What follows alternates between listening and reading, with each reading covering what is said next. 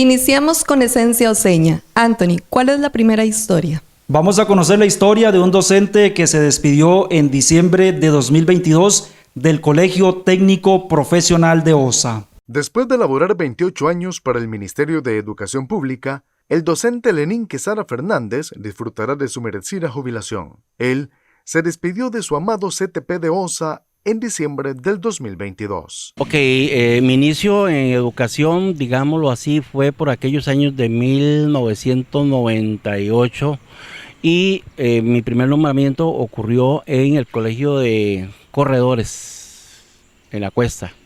Ahí fue mi primera experiencia como educador. Ahí pues di los primeros pasos y hay un montón de historia. Digamos, cuando yo llegué al colegio, en aquella época, el profesor que llegaba pues era así como el que recogía todo lo que quedaba. Entonces me tocó una experiencia durísima porque a pesar de que iba a ser las primeras armas en educación, me tocó trabajar con todos los niveles en cívica y en estudios sociales. O sea, fue un caótico el asunto ahí.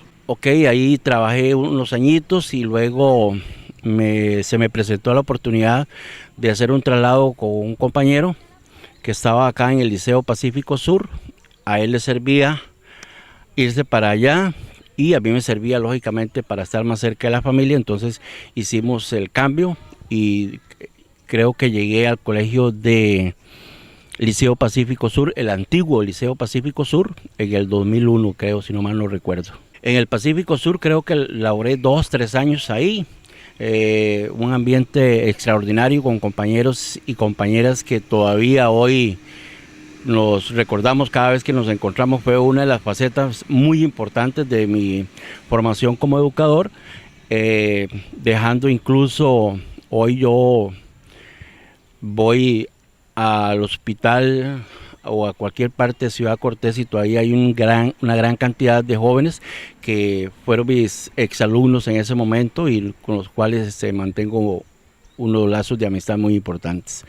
De ahí ya concursé para propiedad y creo que llegué acá a Palmar como en el 2003-2004 por ahí. Lenín recordó parte de las experiencias que le dejó su paso por las instituciones educativas y está satisfecho con los aportes que realizó a la población estudiantil y a la educación costarricense. Sí, eso era increíble, ¿verdad? Hacer un examen en aquella época era una odisea porque, por ejemplo, todavía había gente que cuando yo me inicié hacía los exámenes escritos, ¿verdad? Con lapicero.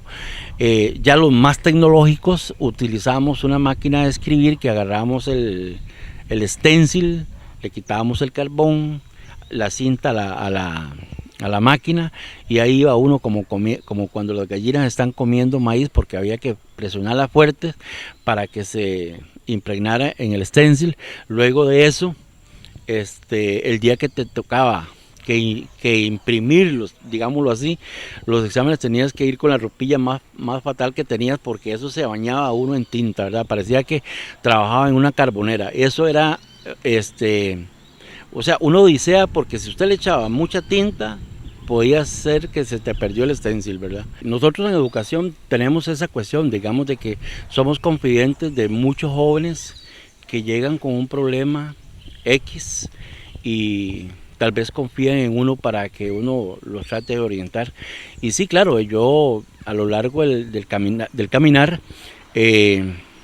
como te dijera, yo siento que pude ayudar a varios jóvenes, tanto en la parte emocional, en la parte espiritual, en la parte económica, a varios jóvenes que hoy por hoy son personas de bien para la sociedad y que pasaron una situación dificilísima en el colegio, a veces sin desayunar, a veces sin cenar, porque digamos nosotros también en el colegio nocturno tenemos gente adulta, tenemos gente que están muy grandecitos con la edad, pero quieren seguir estudiando. Entonces se encontraba uno con señoras con 3, 4 hijos y tal vez le comentaban a uno de que no había que comer al día siguiente, los chiquillos no tenían con qué vestirse, entonces uno tenía que hacer un montón de cosas para para tratar de aliviar eso. Me acuerdo yo de una muchacha que salió embarazada, era una muchachita de 16, 15 años, no sé, por ahí,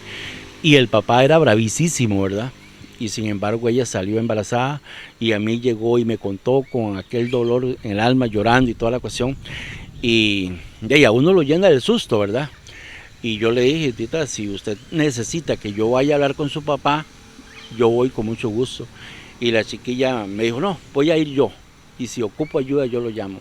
Y de verdad, digamos, a los 2 días la muchacha me llamó y me dijo que el papá había reaccionado violento, como se esperaba, ¿verdad? Porque es normal también, digámoslo así. Pero después yo pude hablar con el señor y entramos en, digamos, como una pacificación ahí del asunto, y hoy por hoy la muchacha es profesional.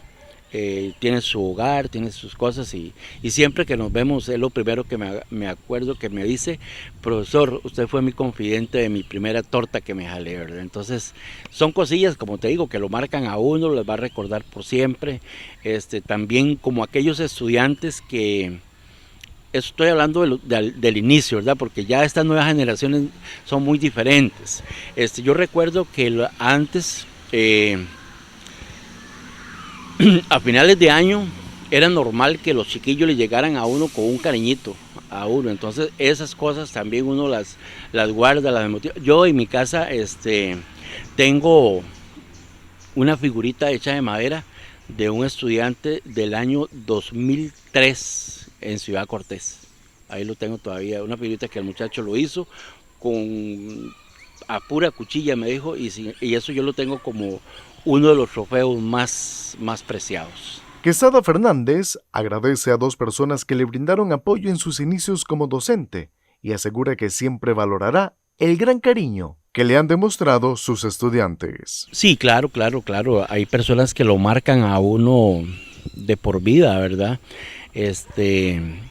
Son personas que cuando, digamos, yo me inicié en la educación, pues era totalmente desconocido todo el trajirar ahí.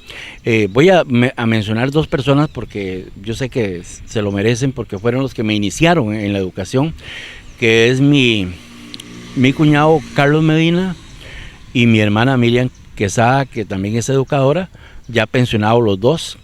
Fueron los que me enseñaron, porque en aquel tiempo que nosotros nos iniciamos en educación, los planeamientos eran a lapicero y todo salía de la cabeza de uno, de la mente de uno, ¿verdad? Los objetivos generales, objetivos específicos, lo que usted iba a hacer como evaluación y toda la cuestión, era durísimo. Entonces yo siempre he dicho, ellos fueron los que me metieron en eso, me enseñaron a todo eso. No, ya el agradecimiento eterno, porque como les dije al principio, nunca creí que había impactado a tanta gente. Lo publiqué con la idea de que por lo menos los estudiantes que estaban conmigo en este nivel el año pasado se dieran cuenta de que ya no voy a estar ese año, pero sin embargo hubo gente ahí que comentó de años, casi que desde el inicio. Entonces